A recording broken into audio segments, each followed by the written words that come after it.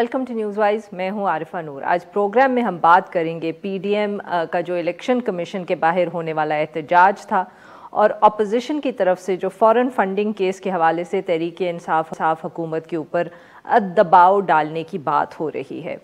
आज का जो एहतजाजी मुजाहिरा था उसके अंदर पीडीएम रहनुमाओं ने 2014 से जो इलेक्शन कमीशन में तहरीक इंसाफ के खिलाफ ज़ेर समात फॉरेन फंडिंग केस है उसके ऊपर इलेक्शन कमीशन को शदीद तनकीद का निशाना बनाया।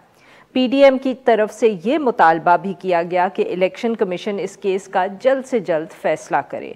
गुज़िश्ता हफ्ते पीटीआई की तरफ से इलेक्शन कमीशन की स्क्रूटनी कमेटी के सामने ये मौक़िफ़ इख्तियार किया गया कि पीटीआई को जो अमेरिका से फंड्स मिले थे वो एजेंट्स के ज़रिए एक ज़ाब्ता कार के तहत भिजवाए गए थे और पार्टी को किसी भी तरह की जो प्रोहिबिटेड सोर्स है यानी कि ममनू ज़राए उससे कोई फंड्स बैरून मुल्क से नहीं आए। ताहम जो अपोजिशन जमातें हैं उनका मौक़िफ़ जो है वो इससे मुख्तलिफ है और वो अब ये तकाजा कर रहे हैं कि इलेक्शन कमीशन इस मामले का जल्द से जल्द फैसला करे। पीडीएम के आज के मुजाहिरे की अगर कोई अहम बात थी जिसके ऊपर जिसको सब ने नोट किया तो वो ये थी कि चेयरमैन पीपीपी बिलावल भुट्टो जरदारी साहब जो थे वो गैर हाजिर थे। इस्लामाबाद की बजाय उमरकोट के अंदर वो जमात का जो ज़िमनी इंतखाब था उसके अंदर कामयाबी का जश्न मना रहे थे। ये मुजाहिरा एक ऐसे वक्त में हुआ है जब पीपीपी हुकूमत को तहरीक अदम एतमाद के ज़रिए घर भेजने की बात कर रही है, जबकि जो इस्तीफ़ों का ऑप्शन था जिसके ऊपर एक ज़माने में बहुत बात होती थी पीडीएम के फोरम से, उनको अभी तक मौखर कर दिया गया है कि एक दफ़े सेनेट के इंतखाबात हो जाएं तो उसके बाद बात होगी। आज के एहतजाजी मुजाहरे के ऊपर हुकूमत का जो रद्द अमल था वो मायूसी और तंज का था।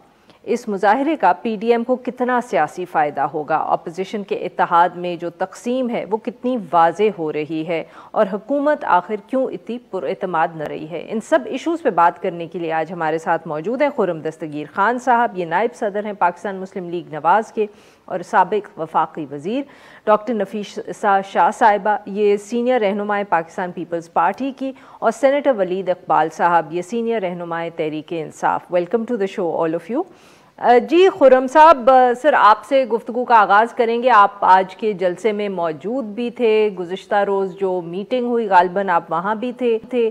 सर बताइएगा कि ये अब आज के जलसे को हम किस तरह देखें। कहाँ बात होती थी कि 31 जनवरी तक हुकूमत इस्तीफ़ा दे दे, नहीं तो इस्तीफ़े दे के हुकूमत को मुल्क को पैरालाइज कर देगी अपोजिशन, और आज एक चंद घंटे का एहतजाज करके आप कॉन्स्टिट्यूशन एवेन्यू पे वापस चले गए।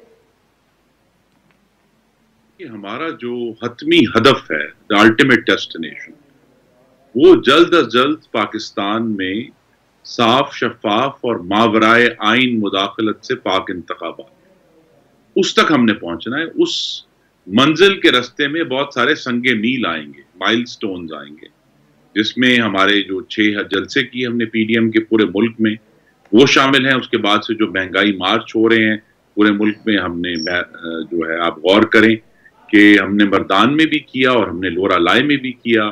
हमने जो है अब हम इंशाल्लाह पंजाब के मुख्तलिफ शहरों में भी जाएंगे, सिंध में थरपारकर में भी जाएंगे।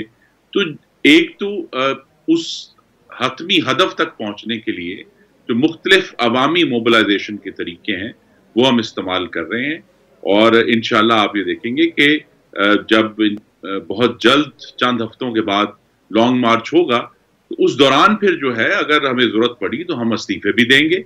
लेकिन एज आई सेड, इस्तीफे देना हतमी हदफ नहीं है। हतमी हदफ उस इलेक्शन तक पहुंचना है, और उसके लिए हमें मुख्तलिफ जो भी तरीके हमारे पास मौजूद हैं, आज एक कानूनी जो अमल है जो इलेक्शन कमीशन में पेंडिंग है पिछले 6 साल और 4 महीने से, उसके ऊपर एक दबाव डाला गया है, अवामी दबाव डाला गया है, पुरअमन दबाव डाला गया है कि भाई ये मामला जो है, अगर पीटीआई ने वाज़े तौर पर हमारे मुताबिक जो पाकिस्तान के इलेक्शन कवानीन हैं उनको तोड़कर फंडिंग हासिल की है गैर मुल्कियों से, गैर मुल्की कंपनियों से, तो लिहाजा पीटीआई को इसकी सजा मिलनी चाहिए। और ये अब मामला किसी हद तक जो है वो फाइनल कंक्लूड होना चाहिए। खुर्रम साहब माफ करिएगा आपकी बात काट रही हूँ सर, तो लग तो यही साफ रहा है कि आप लोगों को अब यकीन है कि ना तो 31 जनवरी तक खान साहब ने इस्तीफा देना है ना आप ले सकते हैं, इसलिए अब आप लोग सिर्फ ईसीपी के ऊपर ही दबाव डाल सकते हैं कि वो इमरान खान की हुकूमत को घर भेज दे।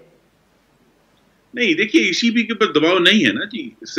अगर यहाँ शायद इस्लामाबाद में बैठकर लगता है कि लोरा लाए बहुत दूर है और मर्दान बहुत दूर है और थरपारकर बहुत दूर है और बहावलपुर बहुत दूर है, लेकिन वहां पाकिस्तान के अवाम रहते हैं और वो अगर मोबिलाइज होकर बार बार जलसों में, महंगाई मार्चेस में, आज की भी जो मोबिलाइजेशन थी वो रावलपिंडी इस्लामाबाद के हमारे कारकुनों की थी, तो वो मोबिलाइज होते हैं, तो वो उस हतमी हदफ की तैयारी है जो लॉन्ग मार्च की सूरत में इंशाल्लाह अगले चंद हफ्तों बाद होगा।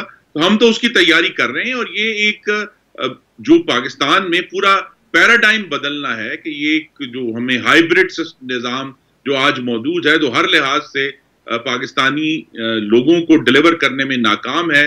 उनको ये भूल जाता है कि हमने तैयारों की लीज के पैसे देने हैं, उनको भूल जाता है हमने कोविड की वैक्सीन मंगानी है, उनको भूल जाता है हमने LNG का इंतजाम करना है, लेकिन ये जरूर याद रहता है कि ब्रॉडशीट से रिश्वत मांगी जाए, उनको ये जरूर याद रहता है कि बिजली की कीमतें बढ़ाई जाएं, उनको ये जरूर याद रहता है कि मुस्तकिल तौर पर बिजली, गैस और अशिया खुर्दोनोश है उसकी कीमतें बढ़ाई जाएं। ये गवर्नेंस का फेलियर है, ये अवाम के सामने हम ला रहे हैं और बहुत जल्द इसका आप देखेंगे कि हतमी जो एक्शन है वो होगा।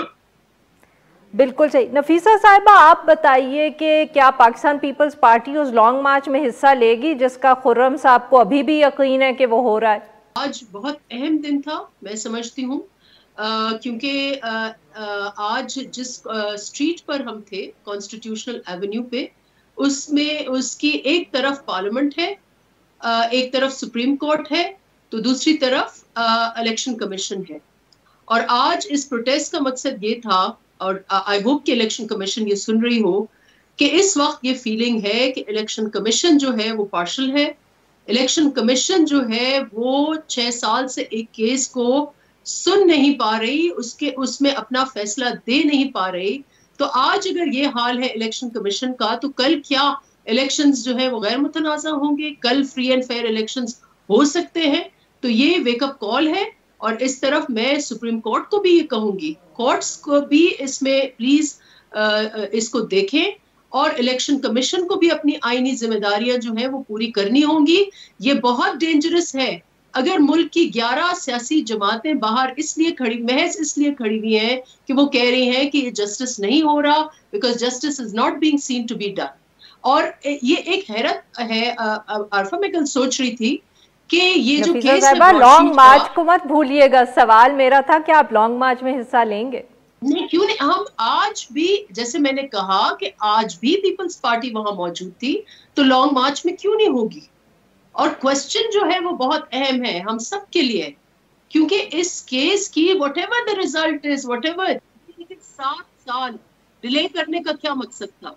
और आज पीटीआई ने कन्फेस कर लिया है, आज पीटीआई कन्फेस कर रही है कि हमारे एजेंट्स के अगर ये बेकायदगियां हुई हैं तो एजेंट्स की तरफ हुई हैं, व्हिच मींस एडमिट की बेकायदगियां हुई हैं। इलेक्शन कमीशन को इसमें मजीद कितना टाइम चाहिए? नहीं, एंड दिस इज नॉट, ये कोई प्रेशर की कोई बात नहीं है, लेकिन ये वेकअप कॉल जरूर है, क्योंकि वी डोंट वांट कि हमारे आईनी इदारे मुतनाज़ा हों, और अगर वो मुतनाज़ा होते हैं और कमजोर होते हैं तो ये जमहूरियत के लिए बहुत ही एक खतरनाक अमल है। हमारी ये कोशिश है कि कल जब इलेक्शंस हो वो फ्री एंड फेयर हो, ट्रांसपेरेंट हो। लेकिन जब ट्रांसपेरेंसी इस केस में क्यों नहीं है? ब्रॉडशीट के ऊपर मुझे बताएं, आज अगर आप और मैं चाहें तो बरतानिया के एक जज की जजमेंट मुझे और आपको वेब पर मिल जाती है। ये क्या वजह है कि इस केस पे वो जमात जो कहती है कि हम freedom of information, in fact right to information जो है इनका पहला कानून था खैबर पख्तूनख्वा में, राइट टू इंफॉर्मेशन में सो कॉल्ड बिलीव करने वाली जमात आज शेयर करने के लिए तैयार नहीं है कि उस प्रोसीडिंग्स में क्या हो रहा है, इनके पैसे कहाँ से आ रहे हैं, कहाँ गए हैं, कौन है इनके एजेंट्स, ये सारी चीजें क्यों नहीं पब्लिक के हवाले आ रही? और जो पटिशन में गया है वो इनका एक वर्कर गया है, वो पार्टी नहीं गई पटिशन में, इनका एक नजरियाती वर्कर गया है जो न सिर्फ पिटिशनर है बल्कि वो विटनेस भी है। और कमाल की बात है कि वो चीख के थक गया है कि मुझे तो एक्सेस दे उन डॉक्यूमेंट्स के ऊपर, तो क्यों नहीं? Why is there no transparency? इस वक्त बिल्कुल सही नफीसा साहिबा, इलेक्शन कमीशन का मामला है कि क्या उस पे वो फतवा देते हैं, लेकिन ये तो राइट है कि आपकी जो डॉक्यूमेंटेशन हो उसकी एक्सेस हो। और केस क्यों नहीं ओपन हो सकता?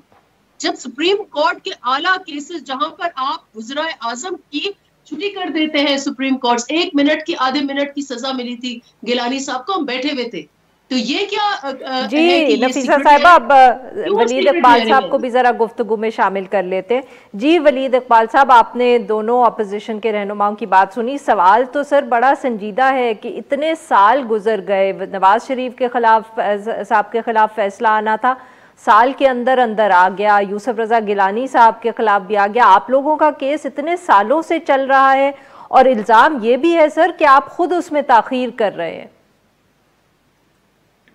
अच्छा जी, मेरे ख्याल में यहाँ दो मौज़ूआत पे गुफ्तगू मुझे महसूस हो रही है और मैं थोड़ा सा कंफ्यूज्ड हूँ कि असल आज का मौजू है क्या, क्योंकि जो दो मौजूआत हैं आपस में तो वो मुंसलिक ही हैं, इंटरलिंक्ड हैं।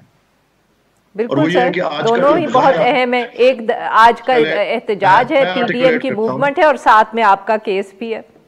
हाँ जी, तो मैं बल्कि पीडीएम की मूवमेंट से क्या ज्यादा मैं समझता हूँ वो दो मौजूआत जो मुंसलिक हैं, इंटरलिंक्ड हैं। एक है आज का मुजाहिरा जो कि पीडीएम की मूवमेंट का हिस्सा है और एक संगे मील हिस्सा है, जिस तरह के खुर्रम दस्तगीर साहब ने भी कहा कि बहुत से माइलस्टोन्स आएंगे। और दूसरा है इस केस के मेरिट्स, कि इसके अंदर कौन से हकायक हैं, कौन से फैक्ट के क्वेश्चंस हैं, हकायक क्या है, और दूसरा कौन से कानूनी या लॉ के क्वेश्चंस हैं। मैं क्योंकि वो थोड़ा टेक्निकल चीज़ है, मैं उस पर बाद में आता हूँ, लेकिन जो ज़्यादा चीज़ सबके सामने जो है वो आज का मुजाहिरा है या आज का इज्तिमा जो इनका था। और उसके लिए ये जो वज़ीर दाखिला साहब हैं शेख रशीद अहमद साहब, अक्सर शेख साहब के बारे में मुझे टीवी पे पूछा जाता है, मैं मुस्कुरा के कहता यही हूँ कि जी उनका अपना अंदाज़ है, मेरा अपना अंदाज़ है, और ज़रूरी नहीं कि हर बात पे मैं उनसे एग्री करूँ या उनके अंदाज़ बयान से एग्री करूँ, ये मैं अक्सर कहता हूँ। और वैसे भी वो हमारी खलीफ जमात से ताल्लुक़ रखते हैं, हमारी पार्टी के नहीं है। लेकिन आज मैंने जो उनकी प्रेस कॉन्फ्रेंस सुनी है, आज मैं उनकी गुफ्तगू से भी और उनके अंदाज़े बयान से भी मुकम्मल इत्तफाक करता हूँ। और ये जो मुझे चीदा उसकी बातें उस गुफ्तगू की जो याद हैं और मुझे जो समझ में आई, जाहिर है वो वज़ीर दाखिला हैं, उनके पास ऐसी मालूमात बराह रास्त होंगी, मेरे पास नहीं है। मैं तो इधर कोसार मार्केट में बैठा हुआ, तो जो बहुत दूर नहीं है, वहाँ से 1-2 किलोमीटर होगी, और वहाँ बिल्कुल मामूल की जिंदगी गुजर रही थी। शेख साहब कह रहे थे कि जी मेट्रो बस तक नहीं बंद की, मेट्रो बस तक नहीं बंद की इस्लामाबाद की उन्होंने, बल्कि ज्यादा मेट्रो बसें चलाई हैं आज कि ये जब बर्खास्त होगा ताकि जो एहतजाज करने वाले हैं उनको आपने वो क्या कहते हैं ट्रांसपोर्ट भी फराहम की है। जी, घर जाने की ट्रांसपोर्ट हमने फराहम की है, लाने की इन्होंने की होगी। जो शेख साहब कह रहे थे कि वैनें खाली आ रही थी, वैनों में एक बंदा था, कोई मंडी बहाउद्दीन से, कोई चकवाल से, कोई किधर से वैनें। शेख साहब अब ये कह रहे थे कि जी DSNGs उनको वहां नजर आई हैं, उनको वहां वैनें नजर आई हैं, उनको वहां झंडे नजर आए हैं, उनको वहां लीडर्स नजर आए, लेकिन वहां उनको कारकुन नजर नहीं आए।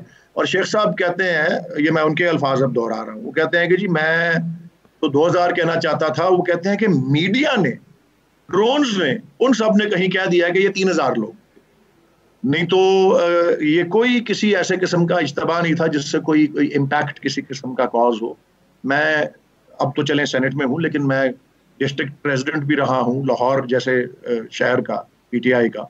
हमने बहुत से मोबिलाइजेशंस में हिस्सा लिया है, ट्रांसपोर्टेशन मोबिलाइजेशन। आप बीच में बात गोल करें केस की, हमें अभी आपने ये एस्टैब्लिश कर दिया कि जलसे में ज्यादा लोग नहीं आए, बट ये भी अब सर आपका जो केस चल रहा है ECP में, ECP के अंदर जो केस चल रहा है उसमें भी तो बात करें ना। देखें, नहीं, आपको किस तरह से ये जजमेंट रीच करनी पड़ गई कि मैं उसको गोल कर रहा हूँ। मैंने तो एक मौजू अभी खत्म ही नहीं किया, एक खत्म करूंगा तो दूसरे मौजू पे आऊंगा ना। सर अगे भी तो टुरना है ना, तुसी कितना टाइम लगोगे सिर्फ गल करन दे के कितने लोग थे वहां। इससे इज्तिमा का ये जो साइज है, इसके ऊपर तो बहुत लंबी गुफ्तगू जो है वो बहुत जरूरी है, क्योंकि जितना वो छोटा इज्तिमा है, गुफ्तगू उतनी लंबी होती है। तो ये आपके सामने है, और मैं बल्कि आपसे ये रिक्वेस्ट करूंगा कि बजाय मुझे ये कहने के कि मैं कोई चीज गोल कर रहा हूं, मैं उस पर आऊंगा, आप फिक्र ना करें, मैं कानून से ताल्लुक रखने वाला आदमी हूं, मैं किसी चीज का वो नहीं लेता सहारा। सर मैं कह रही थी ना कि ब्रेक से पहले ही आप आ जाएं अगर इस टॉपिक के ऊपर कानून की भी बात करें। आपने मुझे टाइम ही जब इतना दिया है कि बाकी मेहमान तफसील से बोल चुके हैं और मैं एक ही मौजू पे बात कर सका हूं, दूसरे मौजू पे मैं बात ही नहीं कर सकता। अच्छा सर, वो अब ब्रेक लेनी है, ब्रेक से वापस आएंगे तो हम सेनेटर वलीद इकबाल साहब से पूछेंगे केस के बारे में जो ईसीपी में चल रहा है पीटीआई का। Stay with us.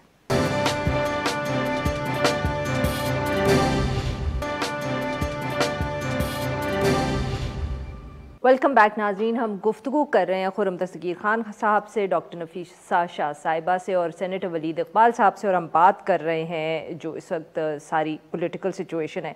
Ji senator साहब, आप ब्रेक पे जाने से पहले कह रहे थे कि आप हमें केस के बारे में बताएंगे, इतनी ताख़ीर क्यों हो रही है पीटीआई का जो ये फॉरेन फंडिंग केस है? सर 6 साल हो गए हैं। हाँ जी, सबसे पहली बात तो ये है कि जी हम तो इस केस को वेलकम करते हैं और बड़ी अच्छी बात है ये कि ये इस केस का जो मौजू है कि पॉलिटिकल पार्टीज की फंडिंग किस तरह होती है। आप लोग अपील्स लेके गए, कभी इस कोर्ट कभी उस कोर्ट, कहने के लिए कि ये सुने ही ना। देखें जी, मैं उस केस में खुद वकील नहीं हूं, लेकिन हर केस में वो मेरा हो, आपका हो, पीटीआई का हो, पीपीपी का हो, पीएमएलएन का हो, उसमें लॉयर्स की अपनी अपनी स्ट्रैटेजीज होती हैं। उस केस को किस तरह चलाया जाना है, कौन से स्टेज पे क्या करना है, वो एक कानूनी और प्रोसीजर की चीजें होती हैं। वो एक लंबी बहस है। वो मैं आपको सिर्फ इसके मेरिट्स की बात ये कर रहा हूँ कि ये एक बड़ा अच्छा, हम इसको शगुन समझते हैं इस केस और इसके मौजू को, क्योंकि ये एक ऐसा मौजू है जिसको आप स्टैंड अलोन पीटीआई के जाविये से नहीं देख सकते। ये एक ऐसी स्क्रूटनी है जिससे हर पॉलिटिकल पार्टी का फर्ज है, कानूनी पाबंदी है इसके ऊपर, आपको सिंबल नहीं मिल सकता। और मैं ये जो इससे गुफ्तगू जो यहाँ हो रही है इस प्रोग्राम में, जो दीगर मेहमान कर रहे हैं कि ये जी इनको लग रहा है कि पीटीआई फंस गई है या किसी गड़े में ये तशबीह भी हमारे दोस्त इस्तेमाल कर रहे हैं, मेरे कॉलीग्स, और ठीक इस्तेमाल कर रहे हैं कि ये गड़ा जो समझते हैं खुदा हुआ है, इसमें इन्होंने गिरना है, हमने नहीं गिरना, क्योंकि इनकी स्क्रूटनी भी जो है वो भी आई हुई है। और हम वो पहली पॉलिटिकल पार्टी हैं जिन्होंने प्रॉपर ऑर्गेनाइज तरीके से फंड रेजिंग दुनिया भर में की। हमारा टाइम पीरियोडिक ऑडिट भी होता है, हमने अकाउंट्स को वेबसाइट पे भी डाला हुआ है, और हमने इलेक्शन कमीशन को 41,000 जो मेंबर्स हैं, रजिस्टर्ड डोनर्स हैं, उनकी पूरी डेटाबेस से निकाल के नेम, एड्रेस और हर एक को फोन करके पता लग सकता है कोई जाली नहीं है, ये एग्जिस्ट करने वाले जो है वो लोग हैं। तो इस केस का जो मंतकी इंजाम है, वो हर केस का मंतकी इंजाम जब हम मजमूई तौर पे देखेंगे तब पता लगेगा, और दूध का दूध और पानी का पानी उस वक्त होगा। ये बातें बड़ी करते हैं, जब कोई होमवर्क करके आया हो ना तो कोलैप्स कर जाती हैं। मिसाल मैं देता हूं कि सेनेट में ऑर्डिनेंसेस पे हम पे इल्जाम लगा रहा था, पता लगा जब इनकी गवर्नमेंट्स का, दोनों पार्टीज की, तो हमने इनसे आधी ऑर्डिनेंसेस पास की हुई हैं अभी तक। मैं इससे एग्जांपल के तौर पे बता रहा हूं। तो हमको इस केस में हमारे ऊपर जो उंगलियां उठाई जा रही है, इस केस की तशरीह गलत की जा रही है, इस केस की तशरीह सारी गलत है, इस केस की सारी एक्सप्लेनेशन ही गलत है, कानून और हकायक से नावाकिफ एक्सप्लेनेशन। सेनेटर साहब, खुर्रम साहब कुछ कहना चाह रहे थे, यहाँ can be let him interject. जी हम इस केस से खौफजदा नहीं है। आपने इस्लामाबाद हाई कोर्ट में सेनेटर साहब, जी खुर्रम साहब फरमाएं। कि आप रिकॉर्ड पेश करें, हमने रिकॉर्ड पेश नहीं किया। आप बार बार दरखास्तें देते हैं कि इसका जितना भी रिकॉर्ड आप पेश कर रहे हैं उसे कॉन्फिडेंशियल रखा जाए। क्यों कॉन्फिडेंशियल रखा जाए? अगर चोरी नहीं की तो तलाशी क्यों नहीं देते? आप बता दें कि वहां जो आपने 6 दफा पीटीआई LLC अमेरिका में रजिस्टर की हैं और फिर 4 बंद कर दी हैं, 2 फिर भी बच गई हैं। सज्जाद बरकी साहब कौन है जो प्राइम मिनिस्टर के साथ व्हाइट हाउस के रिसेप्शन पे जाते हैं और वो बिलियंस ऑफ डॉलर्स की फंड रेजिंग करते हैं? तो इशू ये है कि वो सारे बिलियंस ऑफ डॉलर्स जो हैं वो सारे पाकिस्तानियों ने नहीं दिए हुए, और ये सवाल बड़ा खुलकर सामने आया हुआ है। तो ये जो खुलकर सामने सवाल आया हुआ है, मेरी सदा मैं सेनेटर साहब की सारी बातें मान लेता हूं, लेकिन सिर्फ एक सवाल उनसे रखूंगा कि अगर चोरी नहीं की तो फिर 6 साल से तलाशी क्यों नहीं दी? सेनेटर साहब, would you like to say something very quickly? जी मैं बिल्कुल तैयार हूं इसका जवाब देने के लिए। ये इलेक्शन कमीशन ऑफ पाकिस्तान ने फैसला करना है कि किसी ने चोरी की है या किसी ने चोरी नहीं की। हमें क्लियर है कि हमने कोई, और इस केस की परसूट में भी हर इकदाम कानून और आइन के मुताबिक लिया गया है। हम वो पार्टी नहीं है जो ओसामा बिन लादेन से, यहाँ 2 मेहमान बैठे हैं, ओसामा बिन लादेन से पैसे लेके एक पार्टी दूसरी पार्टी की हुकूमत को गिराने की कोशिश करती थी। यहाँ तो ये होता है, मार्क सीगल को यहाँ से पैसे जाते थे, एक मियां नवाज शरीफ हैं जो अपनी पार्टी को पैसे देके फिर पार्टी से वापस पैसे लेते हैं। ये अपनी स्क्रूटनी की बात करें, हमारा स्क्रूटनी का फैसला इलेक्शन कमीशन ऑफ पाकिस्तान कर देगी। मैं खातिर जमा रखता हूं कि इस केस में कोई लाकानूनियत नहीं है। कोई ठीक है, एक पॉलिटिकल पार्टी के बहुत से लोग उसको डोनेट करते हैं, कोई किसी किस्म की ममनुआ सोर्स से अगर कोई फंड आया है तो पाकिस्तान का कानून कहता है वो फंड जब्त कर दिया, कहानी खत्म। अब अगर कोई फॉरेन फंडिंग का केस होता है वो तो सिर्फ वफाकी हुकूमत कर सकती है और वो आइन के 17 आर्टिकल के मुताबिक होता है। वो केस तो यहाँ है नहीं है फंडिंग केस की। इलेक्शन कमीशन ने जी हमारे प्रोटेस्ट के बाद एक हैंडआउट जारी हम उस फैसले के लिए तैयार हैं। उस फैसले से पहले जो आप बार बात कर रहे हैं, तो इसका मतलब है कि का जो एहतजाज था उसका कुछ असर हुआ है इलेक्शन कमीशन पर, अगर वो अब हफ्ते में 3 दिन हेयरिंग करने पर आमादा हो गए। चले सर, फिर कोई ना कोई माइलस्टोन तो एटलीस्ट पूरा हो रहा है। जी नफीसा साहिबा ये बताइएगा कि जो ये वलीद इकबाल साहब ने गढ़े की बात की ना, this is very important for the simple reason कि ये जब भी एक जमात समझती है कि कोई कानूनी रास्ता इस्तेमाल करके एक दूसरी जमात को कमज़ोर करे तो वो फिर खुद भी निशाना बनते हैं। आप 62-63 को दे दें, यूसुफ रजा गिलानी साहब डिस्क्वालीफाई हुए, नवाज शरीफ साहब डिस्क्वालीफाई हुए, फिर पाकिस्तान तहरीक इंसाफ में जहांगीर तरीन साहब डिस्क्वालीफाई हुए। इवेंचुअली कोई भी बचता नहीं है नफीसा साहिबा ऐसे केसेस के अंदर। देखिए वो दूसरी बात है। अगर आप बैड प्रेसिडेंट्स की बात करते हैं तो सारे इस मुल्क में सारे बैड प्रेसिडेंट्स जो हैं उनकी बुनियाद इस वक्त जो सियासी बैड प्रेसिडेंट्स हैं, जो धरने की सियासत है, जो धावा बोलने की सियासत है, जो कंटेनर की सियासत है, जो पीटीवी पे हमले की सियासत है, जो शलवारे सुप्रीम कोर्ट के आगे टांगने की सियासत है, जो लॉकडाउन की सियासत है, वो तो इन्होंने की। ये जो प्रेसिडेंट है ये हमने नहीं सेटअप किया। ये केस गया है पीटीआई का नजरियाती कारकुन जो उस नजरियात पर इनके साथ मिले कि पीटीआई स्टैंडर्ड्स, नए स्टैंडर्ड सेट करेगी ट्रांसपेरेंसी के, राइट ऑफ इंफॉर्मेशन के और करप्शन के खात्मे के।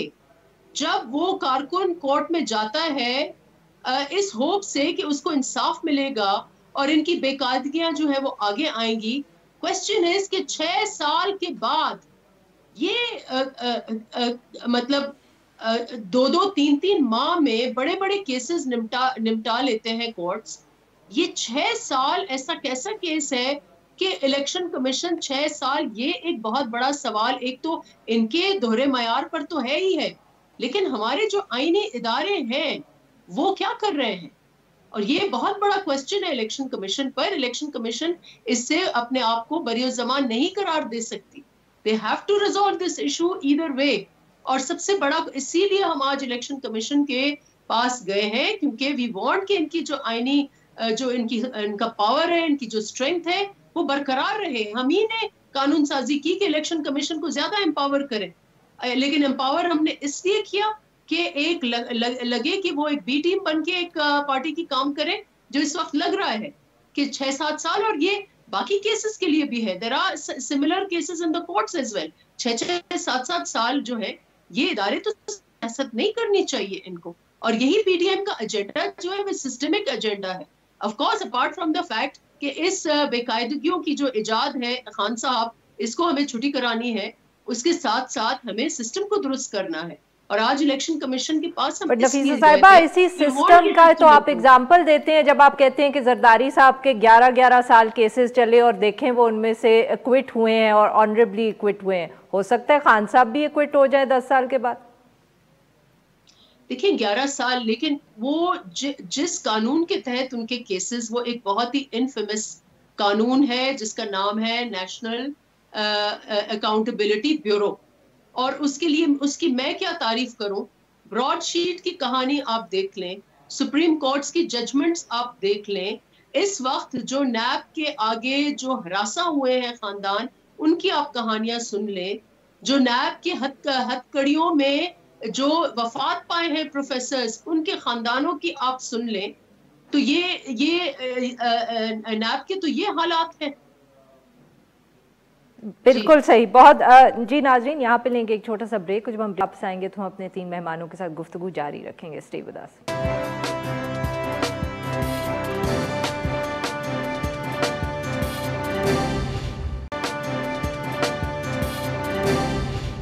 वेलकम बैक नाज़रीन। हम गुफ्तगू कर रहे हैं इस वक्त हुकूमत और अपोजिशन की जो सूरत हाल है। जी खुर्रम साहब, वेरी क्विकली, आखिरी सेगमेंट है, we very little time. Sir, आपने बिल्कुल शुरू में माइलस्टोन्स का जिक्र किया था कि ये माइलस्टोन्स हैं, तो सर वो जो एक 31 जनवरी की डेडलाइन थी, हुकूमत के इस्तीफे की डेडलाइन थी, फिर आप लोगों के इस्तीफे थे, वो अब माइलस्टोन्स में है या we should forget about that और हम सिर्फ अब आपसे लॉन्ग मार्च की तवक्को रखें? जी नहीं, वो डेडलाइन है और डेडलाइन के बाद हमने ऑलरेडी अनाउंस कर दिया कि 5 फरवरी को इंशाल्लाह रावलपिंडी लियाकत बाग में हम कश्मीर डे पे मनाएंगे। उस पर भी इस हुकूमत ने जो कश्मीर पर एक बहुत बड़ा सौदा किया है उसके खिलाफ सर, तो इस्तीफा ना आया जनवरी 31 को, तो उसके बाद आप क्या करेंगे? जी उसके बाद हमारी जो तहरीक है वो जारी रहेगी और आप देखेंगे कि इंशाल्लाह मार्च के महीने में जो एक फैसला कुन लॉन्ग मार्च होगा उसके नतीजे में फिर इस हुकूमत को घर जाना होगा। लेकिन मैं इस बात को क्लैरिफाई करना चाहता हूं कि ये कह देना कि जी बिजनेस एज यूजुअल है, पीडीएम पीटीआई की तरह नहीं है। हमने इस्लामाबाद पुलिस को डंडे नहीं मारने, हमने पार्लियामान के जंगले नहीं तोड़ने, हमने सदर मुमलिकत के जो उनका प्रेसिडेंट हाउस है उसके गेट पर हमला नहीं करना, हमने डंडे लेकर पीटीवी पर कब्जा नहीं करना, ये काम पीटीआई के थे। तो अगर सेनेटर साहब को ये महसूस हुआ है कि कोसार में बैठ के अगर वो लंच कर रहे हैं और बिजनेस एज यूजुअल है, तो पीडीएम तो पुरअमन है और अभी तक पुरअमन है। जो भी सख्ती जो तशद्दुद वो हुकूमत की तरफ से हुआ है, आज उन्होंने इजाजत दी हमें, बड़ी अच्छी बात है और हम पुरअमन तरीके से आए और पुरअमन तरीके से जो अपने घर वापस आ गए। लेकिन इसका ये मतलब नहीं कि हुकूमत के ऊपर दबाव नहीं है और दबाव रहेगा। जब 6 वुज़रा जो हैं वो एक दिन में एक से ज्यादा प्रेस कॉन्फ्रेंस करें तो दबाव तो वाज़ेह तौर पर चेहरों पर सरासीमगी की सूरत में नजर आ रहा है। बिल्कुल सही। नफीसा साहिबा, ये जो पुरअमन इनकलाब है जिसका जिक्र खुर्रम साहब कर रहे हैं, इसके अंदर अब हमें बिलावल भुट्टो साहब नजर आएंगे? 5 फरवरी का जो जलसा है 27 दिसंबर के बाद तो वो हमें नजर नहीं आए पीडीएम के प्लेटफॉर्म पे सच।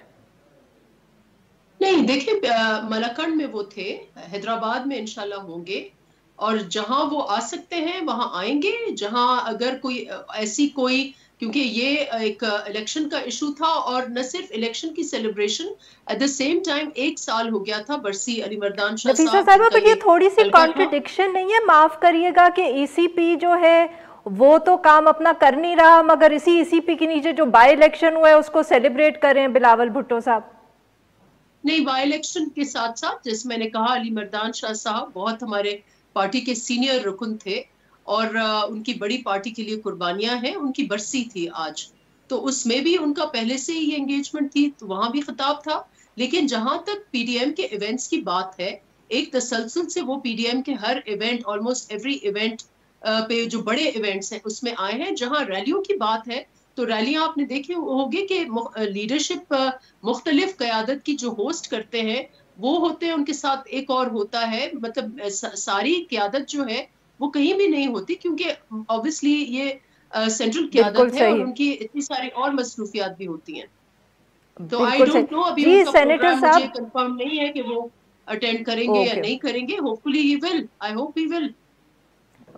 सेनेटर साहब, सर जो आज इतना वार्म वेलकम दिया है आपने पीडीएम को, जिसका खुर्रम साहब भी जिक्र कर रहे थे कि सब आराम से आए और हुआ, तो सर क्या अब लॉन्ग मार्च में भी हुकूमत से हम इतनी जेनरोसिटी का मुजाहरा एक्सपेक्ट कर सकते हैं या तब आप लोग ज्यादा दबाव में नजर आएंगे? और सर ये बताइएगा, वैसे ये खुर्रम साहब ने सही बात की कि 6 वुज़रा को क्या जरूरत है प्रेस कॉन्फ्रेंस करने की अगर एक छोटा सा जलसा हुआ है इस्लामाबाद में, तो बकौल आपके। मैंने तो किसी 6 वुज़रा की प्रेस कॉन्फ्रेंस इस सब्जेक्ट पे नहीं देखी। वो इस पे 3 तो थे सर। शेख साहब मेरी अर्ज सुन लें। शेख रशीद साहब मेन पर्सन जो है, मेन आदमी जो है इस्लामाबाद के लॉ एंड ऑर्डर और उनकी सिचुएशन उसके बारे में, वो तो वही हैं। बाकी वो शिबली फराज साहब और शीरी मजारी साहिबा और फवाद चौधरी साहब सर, वो मेरी अर्ज सुन लें प्लीज। वो क्योंकि वही 3 अफराद हैं जो कि कैबिनेट की उस कमेटी के हैं जो ब्रॉडशीट के बारे में तश्कील दी गई है, वो उसके हवाले से बात कर रहे थे और बीच में ज़िम्मी तौर पे उन्होंने कोई और बात कर दी होगी। मुझे किसी के चेहरे पे किसी किस्म के कोई ऐसे आसार नजर नहीं आए, बल्कि अगेन बिकॉज शेख साहब मेन आदमी हैं, उनके 2 फिक्रे मुझे बड़े पसंद आए। एक तो उन्होंने बड़ा मुस्कुरा के कहा है, एक तो मेरा जिगर गया हुआ है वो उमरकोट, और अच्छा है वो, बिल्कुल ये ठीक कर रहा है वो। और दूसरा उन्होंने ये कहा कि मैं तो कह रहा हूं कि और आओ, आप लॉन्ग मार्च करो, बल्कि अभी करो, अगर इस तरह की कारकर्दगी दिखानी है जो आज हुई है तो फिर लॉन्ग मार्च करो, बिस्मिल्लाह, वो आके आखिरी आपका वो पता होगा, या जो भी उनके इस किस्म के कोई अल्फाज थे।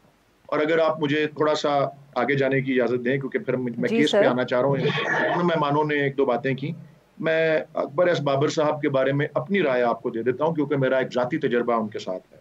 2015 में कोई एक सोशल मीडिया और दीगर पर भी बहुत सी एक ऐसे ही सनसनीखेज सी खबर मेरे नाम से मंसूब फैली कि वलीद इकबाल ने उस वक्त चेयरमैन पीटीआई इमरान खान को खत लिखकर यह कहा है कि मैं पार्टी से बड़ा मायूस हूँ और ऐसा और वैसा, और मेरे पास बहुत से रिपोर्टर आ गए, कैमरामैन आ गए, एंकर्स आ गए पूछने के लिए, और ऐसी कोई चीज नहीं हुई थी।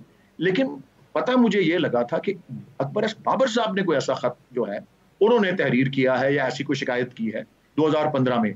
मैंने फोन उठा के उनको कॉल की, मैंने कहा देखें जी अकबर एस बाबर साहब, ये ऐसा ऐसा मुझसे मंसूब हो रहा है, मैंने तो ऐसी कोई चीज नहीं की, प्लीज मैं चाहता हूं मेरा नाम क्लियर हो और आप मेरी हेल्प कर सकते हैं कि आप और आपको पता है ना ये खबर मेरे नाम से मंसूब है और असल में वो खत आपने लिखा हुआ है। तो उन्होंने कहा हाँ मुझे पता है। मैंने कहा जी एक छोटा सा डिनायल इशू कर दें। He refuse to do it और मेरे पे वो गुस्से होने लग पड़े, और मुझे उस गुफ्तगू के बाद ये अंदाजा हुआ कि he is not an honourable man. मैं इस केस में वकील होता, अगर मैं नहीं हूं जो कि अपनी पार्टी का, तो मैं सबसे पहले अकबर एस बाबर की क्रेडिबिलिटी के ऊपर अटैक करता कि इसकी अपने और वकीलों की स्ट्रैटेजी का हिस्सा होती है। मुझे उन्होंने बड़ा मायूस किया था उस दिन, मुझे उनके किरदार का अंदाजा उसी दिन हो गया था अपनी जाती तजर्बे से। क्या एक रुकन है सर, 2 दफा अटैक हो चुका है उनपे। हाँ जी, मैं कर रहा हूँ अटैक, और मैं इसलिए अटैक कर रहा हूँ क्योंकि वो आदमी इस काबिल ही नहीं है जिसको रिस्पेक्ट की जाए, जिसका कोई ऑनरेबल स्टेचर हो। मैं अपने तजर्बे से बात कर रहा हूँ और मुझे बड़ा अफसोस हुआ था उनके किरदार की।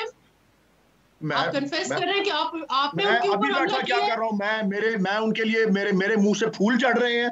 मैं समझ रहा हूँ he is a man without any character, he is a dishonourable man. मैंने अभी कर रहा हूँ अटैक, मैंने उस वक्त तो नहीं किया, मैं चुप कर गया था, लेकिन मैंने 1-2 दफा इस बात का जिक्र किया है और मैंने दावत दी है। मैंने उसी एंकर को 1-2 दफा मैंने आई थिंक आसमा शिराजी साहिबा के प्रोग्राम में कहा था, मैंने कहा बुलाएं उनको। उन्होंने कहा वो ही नहीं बैठे हुए यहाँ पे। मैंने कहा बुलाएं उनको, मैं चाहता हूँ मेरे सामने उनसे बात हो, मेरे अपनी राय उनके बारे में ये है। और एज ए लॉयर मैं ये स्ट्रैटेजी रखता कि उनकी क्रेडिबिलिटी को भी चैलेंज करता। यकीनन की होगी उन वकीलों ने, मैं ये सिर्फ कह रहा हूँ। और मैं बार फिर ये दोहरा रहा हूँ कि ये इस पैमाने से, इस केस में जो मौजू है, इस पैमाने से सारी पॉलिटिकल पार्टीज गुजरने पड़ेंगी। और ये बिल्कुल ठीक आपने सवाल गुजरने के लिए तैयार हैं इसी पैमाने से। मैं कह रहा हूँ उस गड्ढे के अंदर खुद ही गिरेंगे। हमारा केस यही है, हम इसको वेलकम कर रहे हैं। बाकी वकीलों की स्ट्रैटेजी चलती रहती है, वकीलों की स्ट्रैटेजी चलती रहती है। सवाल बटोर रहा है आपने, मैं तो कह रहा हूँ उसका फैसला इलेक्शन बहुत बहुत शुक्रिया हमारे 3 मेहमान। माफ करिएगा, we run out of time है। नाज़रीन आज के लिए बस इतना ही। Will be back tomorrow at the same time.